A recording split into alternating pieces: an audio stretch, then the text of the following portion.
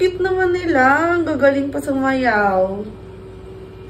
My God, ang gaganda pa. May bago na naman akong girl group na idolin.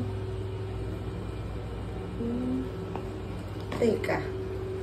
Babe? Babe, anong ginagawa mo? Wala, may ginagawa lang ako dito.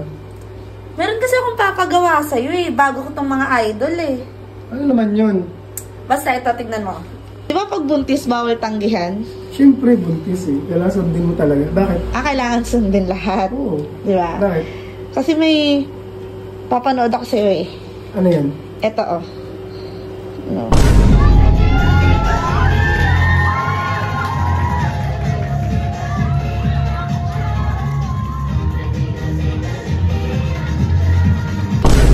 Oo.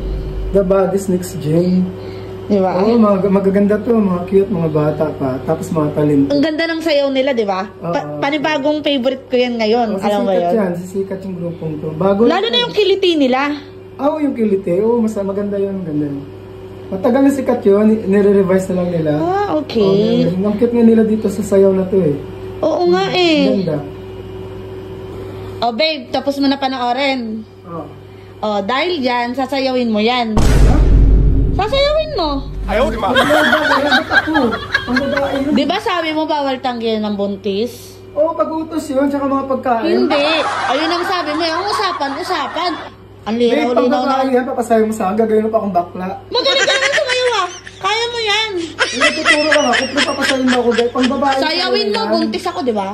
O, buntis ka lang po. Pero iba lang ay utos mo. Bakla. Babe, sige na. Pagbigyan mo na ako. Buntis naman ako eh. Minsan lang eh. Pang babae yan. Ano naman? Ito po, buntis. Ayaw pagbigyan eh. Ang bagay sa akin yan. Nainis talaga ako eh. Ang isipin na, purtat ako, tapos papasayin mo. Sige na, gawin mo na. Isa. Hindi na, kahit ano gawin mo, hindi ko talaga sasayin yun. Pang bakla yan. Ganon. Bagay sa akin, kahit ano gawin mo, kahit magalit.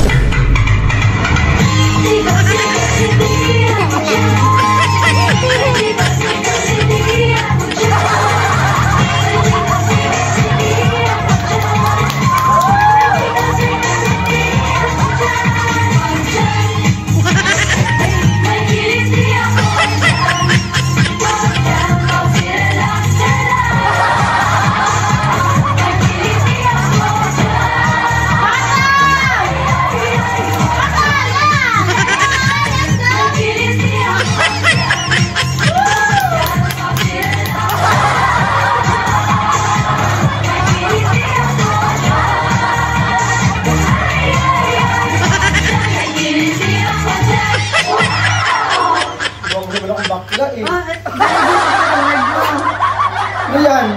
Reward mo! Dahil sunod mo! Sa'yo na yan. Bakla eh.